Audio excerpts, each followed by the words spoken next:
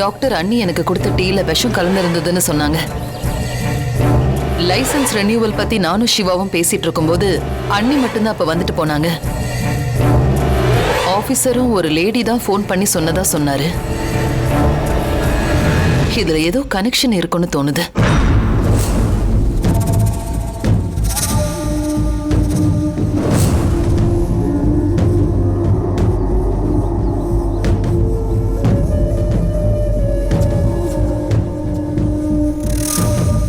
அம்மா. சக்தி, உங்ககிட்ட ஒரு முக்கியமான விஷயம் பேசணும். என்னாச்சுமா? ஏதாச்சும் பிரச்சனையா? பிரச்சனை தான். உங்ககிட்ட அது எப்படி சொல்றதுன்னு தெரியல. எதுவா இருந்தாலும் சொல்லுங்கம்மா. எனக்கு ஒரு உதவி பண்றியா சக்தி? என்னம்மா இப்படி கேக்குறீங்க? நீங்க பண்ணுன்னு சொன்னா நான் பண்ண போறேன். இத கொஞ்சம் சீக்கிரட்டா பண்ணணும். நம்ம வீட்ல யாருக்கும் தெரியக்கூடாது. சிவாவுக்கு கூட தெரியக்கூடாது.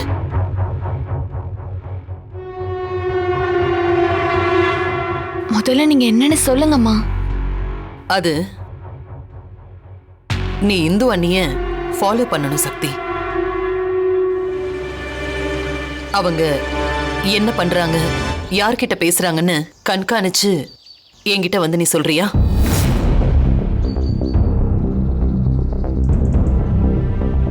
இந்து அம்மாவையா?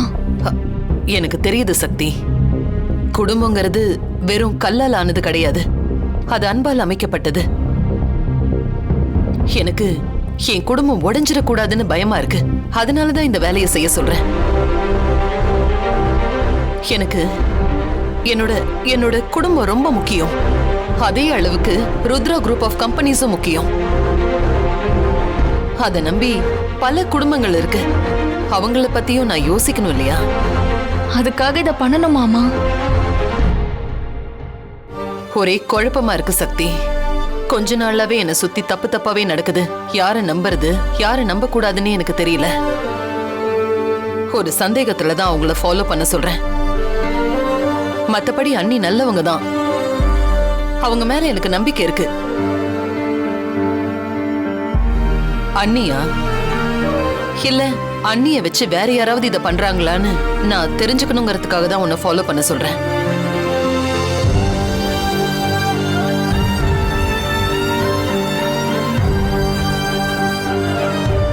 உன்னை தவிர இந்த வேலையை யார்கிட்டயும் சொல்ல முடியாது.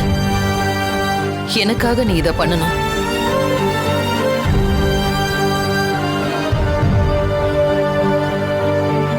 என்ன சக்தி யோசிக்கிற? நீங்க சொன்ன அதுல கண்டிப்பா ஒரு காரணம் இருக்குமா? நான் பண்றேன். நான் அண்ணிய ஃபாலோ பண்ண சொன்னேன்னு நீ யார்கிட்டயும் சொல்லிடக்கூடாது. சரிங்கம்மா, நான் எதுவும் சொல்ல மாட்டேன். சக்தி, கொஞ்சம் பார்த்து கேர்ஃபுல்லா பண்ணு. அன்னிக்கு உன் மேல எந்த டவுட்டும் வந்துடக்கூடாது. அப்படி ஏதாச்சும் டவுட் வந்துச்சுன்னா அது எவ்வளவு பெரிய பிரச்சனையாகும்னு உனக்கு தெரியும்ல? தெரியுமா? சரி, போ. சரிங்கம்மா.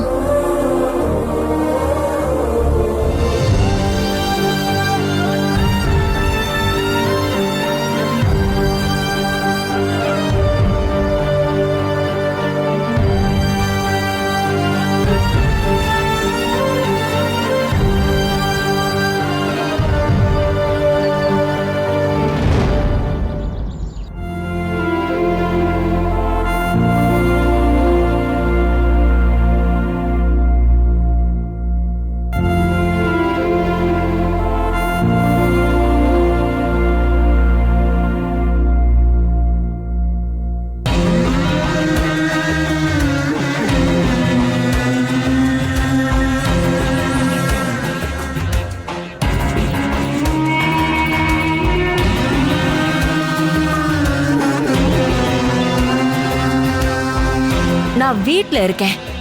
இந்த மாதிரி சூழ்நிலையில சும்மா சும்மா போன் பண்ணி பேசிட்டு இருக்க முடியாதுல்ல. போனை வை.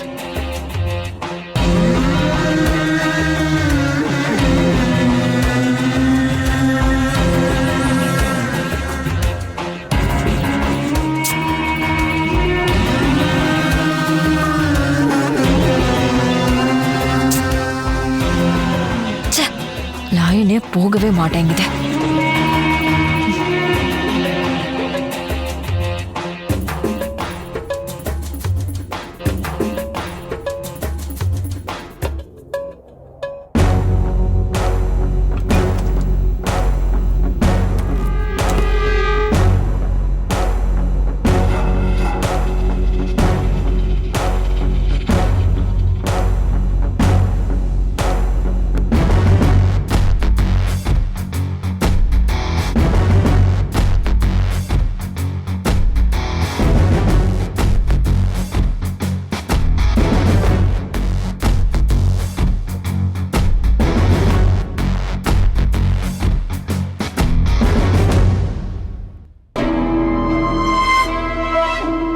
ஏய், இப்போ உனக்கு என்னடி வேணும்?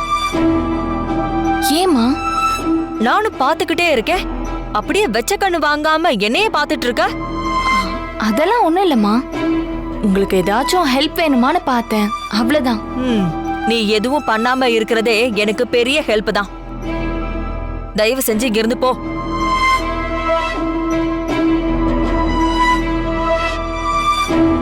என்னடி மசமசன்னு இங்கே நின்னுட்டு இருக்க? நான் வேலை பார்க்கணும். முதல்ல நீ கிளம்புறியா? உங்களுக்கு என்ன வேணும்னு சொல்லுங்க, நானே பண்ணி தர போறேன். நான் ருத்ராவுக்கு தான் சமைக்க போறேன். சரிங்கம்மா, நானும் ஹெல்ப் பண்றேன், வாங்க. நீ ஒரு ஹெல்ப்பும் பண்ண வேண்டாமா? போ, அப்படி ஓரமா நில்லு. போ.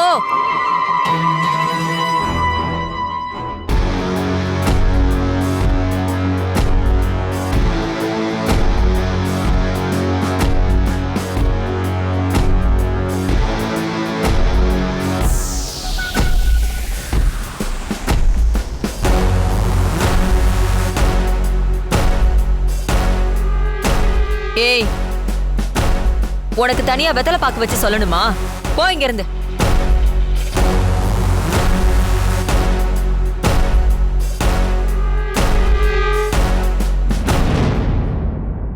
என்ன அத்தை, ரொம்ப டென்ஷனா இருக்கீங்க போல? பின்ன என்ன மருமகளே, நான் எங்க போனாலும் என்னையவே பாத்துட்டு இருக்கா.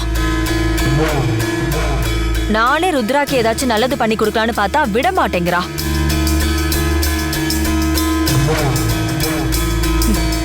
வீட்டுக்கு வந்துட்டால, மம்மி கிட்ட நல்ல பேர் எடுக்க உங்களை வேலை செய்ய விடாம பண்றா போல. உங்களை கிச்சன்ல விட்டா அவளுக்கு எப்படி வேலை நடக்கும்? அது நடக்காம இருக்கதா இதெல்லாம் பிளான் பண்றான். ஆமா மருமகளே, அவ பிளான் பண்றதுக்கு முன்னாடி நாம எப்படியாச்சும் அவளை வெளியில அனுப்பிடணும். வெளியே இருந்தே மம்மியை ஏமாத்தி வீட்டுக்குள்ள வந்திருக்கா. இப்போ மம்மி கூடவே வேற இருக்கா. அவ்வளோ ஈஸியாலாம் அவளை வெளியில அனுப்பிட முடியாது.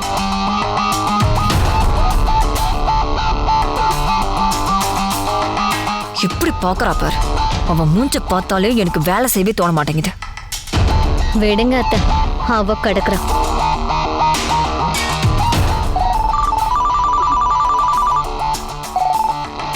ஹலோ, உங்களுக்கு எத்தனை வாட்டி ட்ரை பண்றது? லைனே ரீச் ஆக மாட்டேங்குது. சரி, நான் இன்னும் ஒரு 1/2 hourல அங்க வந்துருவேன். எதா இருந்தாலும் அங்க வந்து பேசிக்கிறேன். நான் வீட்ல இருக்கேன், இங்க பேச முடியாது. வரேன்.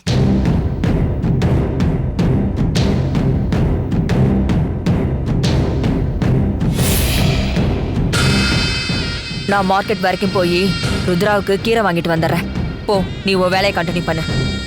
நீங்க ஏமா வெயில போகணும்? நான் போய் வாங்கிட்டு வந்துடுறேன். நான் தான் உன்கிட்ட என் பேச்சுக்கு மறுபேச்சு பேசக்கூடாதுன்னு சொல்லியிருக்கேன்ல. நான் என்ன சொல்றேனோ அதை மட்டும் செய். போ, வேலையை பாரு.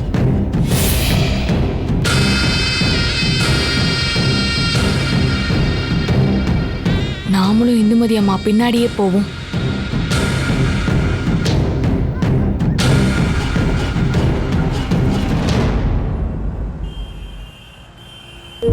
எவ்வளோக்கு நான் போடட்டும்? டேங்க் ஃபில் பண்ணுமா?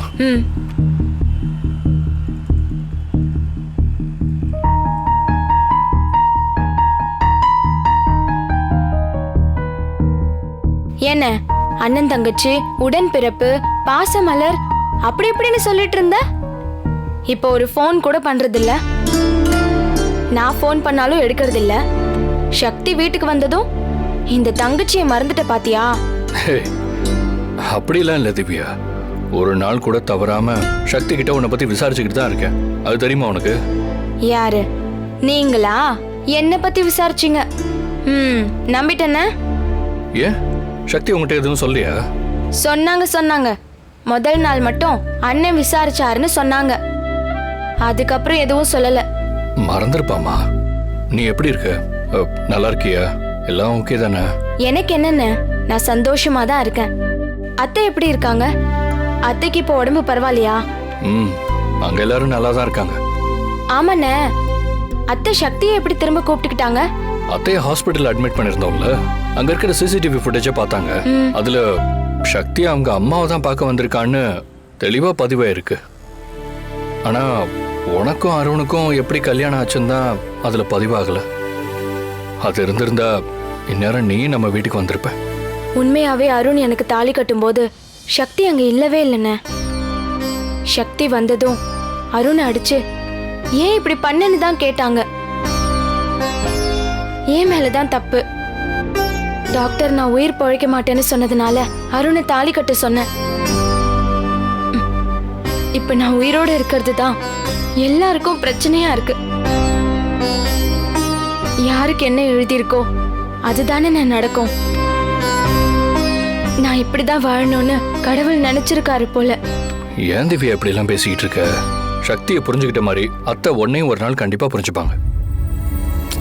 நானும் டைம் கிடைச்சா அத்தை கிட்ட உன்னை பத்தி சொல்லலாம்னு நினைக்கும் போது நம்ம வீட்டுல ஏதாவது ஒரு பிரச்சனை வந்துகிட்டே இருக்கு. என்னென்ன ஆச்சு? நம்ம போரூர் கம்பெனியை 5 வருஷமா ரெனியூவலே பண்ணலன்னு சீல் வச்சுட்டாங்க. நானும் ரெனியூவல் பண்ண மறந்துட்டேன். அத்தைக்கும் ஞாபகம் இல்லை. சீல் வைக்கிற அன்னைக்கு தான் என்கிட்ட ரெனியூவல் பண்றதை பத்தியே சொல்றாங்க. இன்னும் ஒரு நாள் விட்டிருந்தா கூட நான் ரெனியூவல் பண்ணியிருப்பேன். இப்போ அதனால 30 crores வரைக்கும் லாஸ் தெரியுமா? அத்தைக்கு மட்டும் ஏன்னு இப்படி பிரச்சனைக்கு மேல பிரச்சனை வந்துட்டே இருக்கு? இந்த 3 மாசமா தான் பிரச்சனைகள் அதிகமா வந்துட்டு இருக்கு. ஆனா இதெல்லாம் யாரு பண்றாங்க, எதுக்கு பண்றாங்கன்னு தான் தெரியல. சரி விடுன, எல்லா பிரச்சனையும் கண்டிப்பா சரியாயிடும். நானும் அந்த நம்பிக்கையில தாமா இருக்கேன். சரி இந்த வாங்க. எதுக்குண்ணே இவ்ளோ பணம்? உனக்கு தான்டா. இந்த எனக்கு உன் பணம் வேண்டான்னு. ஏம்மா அண்ணன் கொடுத்தா வாங்கிக்க மாட்டியா? அதெல்லாம் வேணாம். கையில பணம் இருந்தாதான் மனசுல ஒரு கான்ஃபிடென்ட் வரும். இந்த புடி. அப்பாவை கேட்டுதா சொல்லுண்ணே. கண்டிப்பா சொல்றேம்மா. உனக்கு ஃபோன் பண்ண சொல்றேன். நான் வரேன்.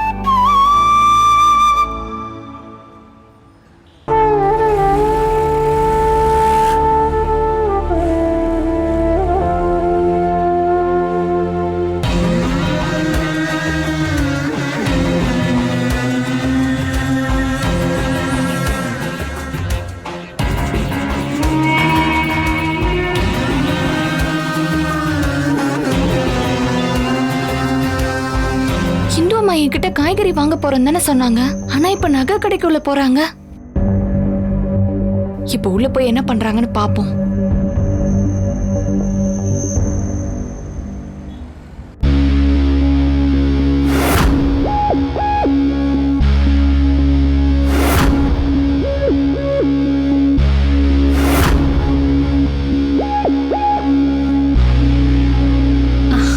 வாங்க மேடம். நான் ஒரு ஆரம் பண்ண சொல்லி ஆர்டர் கொடுத்திருந்தேன். ரெடி ஆயிடுச்சு? ரெடி ஆயிடுச்சு மேடம். வாங்க காட்டுறேன்.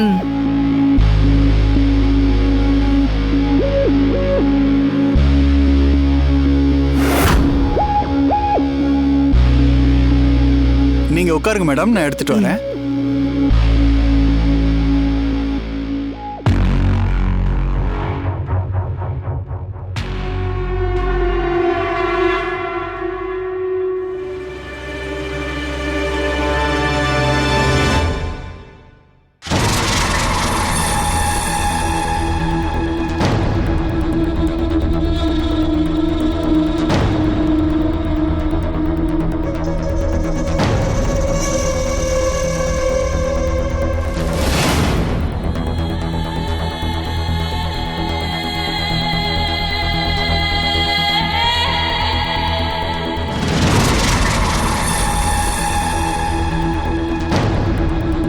சொல்லுங்க மேடம், என்ன வேணும்?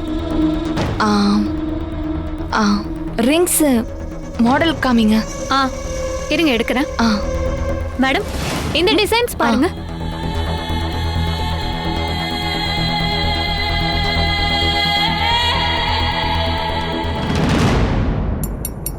இந்தாங்க மேடம் பாருங்க.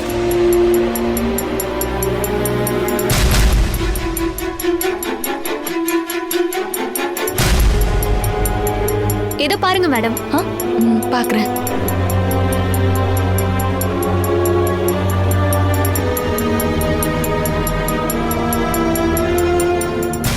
நீங்க இருக்கு மேடம். தம்பி அந்த கண்ணாடி எடுத்துட்டு வாங்க. இங்க வைங்க.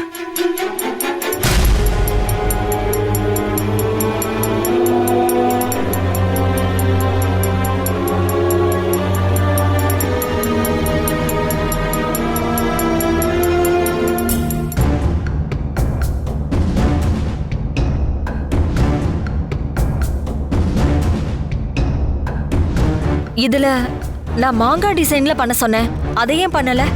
மேடம் அதெல்லாம் ஓல்டு மாடல். இப்பெல்லாம் அந்த டிசைன் பண்றது இல்ல மேடம். நான் சொன்னதை நீங்க எப்படி பண்ணாம இருக்கலாம்? மேடம் அதை விட 5000 rupees அதிகமா இருக்கிற டிசைன் தான் பண்ணியிருக்கேன். நான் சொன்னதை பண்ணாம நீங்களே ஒரு டிசைன் பண்ணி எக்ஸ்ட்ரா காசு பார்க்கலான்னு பாக்குறீங்களா? ஐயோ அதெல்லாம் இல்ல மேடம். நீங்க கொடுத்த காசு போதும் மேடம். எக்ஸ்ட்ரா எல்லாம் உங்ககிட்ட வாங்க மாட்டேன். அப்படியா? அப்ப சரி, இது நல்லா தான் இருக்கு, சூப்பரா இருக்கு. அப்புறம் டைமண்ட் ரிங்ஸ் ஏதாவது நியூ கலெக்ஷன்ஸ் வந்திருக்கா? இருக்கு மேடம், வாங்க காட்டுறேன்.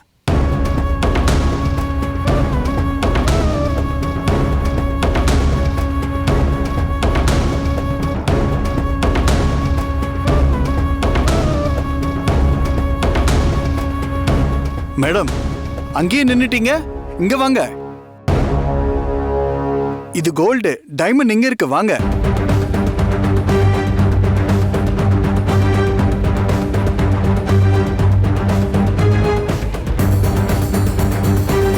உட்காருங்க மேடம்.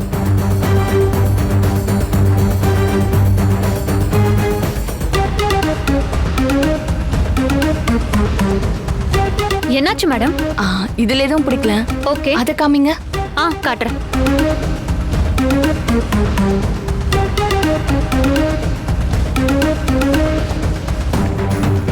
இது பாருங்க.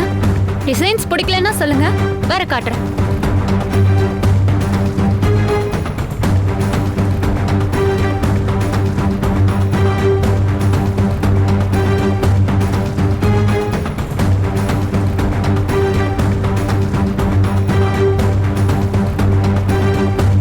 இது எல்லாமே புது டிசைன் மேடம். ஆமா ஆமா, எல்லா ரிங்ஸுமே சூப்பரா இருக்கு. எல்லாத்தையும் பேக் பண்ணிடலாமா மேடம்? இல்ல இல்ல, இப்ப வேண்டாம். எனக்கு ஒரு இடத்துல இருந்து ஒரு பெரிய அமௌண்ட் வர வேண்டியது இருக்கு. அது வந்த உடனே நான் எல்லாத்தையும் எடுத்துக்கிறேன். சரிங்க மேடம். பணம் வரப்போகுதா? என்ன பணம்? எதுக்கு வரப்போகுது? யார் இவங்களுக்கு தரப்போறா?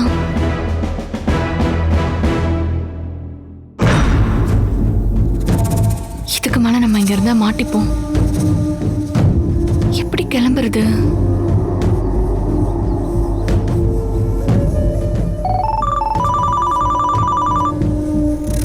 ஹலோ. சொல்லு. இல்லடி மேடம் நான் இங்க என்னாச்சு நகைக்கடையில இருக்கேன். டிசைன்ஸ் எதுவும் பிடிக்கலையா? இல்ல, வேற என்ன காட்டுவா? மாடல் வேணும்னு நான் வீட்ல இருக்கிறவங்க கிட்ட கேட்டுட்டு வரேன். ஓகே சரியா? அவனை வந்து பாக்குறேன். கண்டிப்பா என்னாச்சுமா?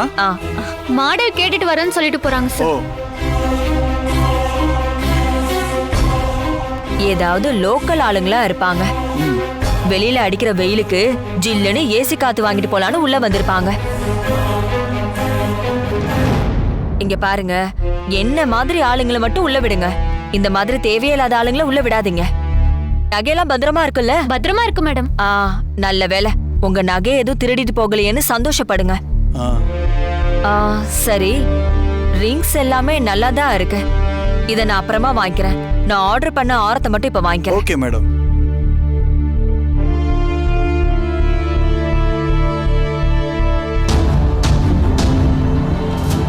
நல்ல வேலை, மாட்டி இருந்தா அவ்வளவுதான். ஏன் வந்த? எதுக்கு வந்த? யார் என்ன ஃபாலோ பண்ண சொன்னாங்கன்னு பெரிய பிரச்சனை பண்ணிருப்பாங்க.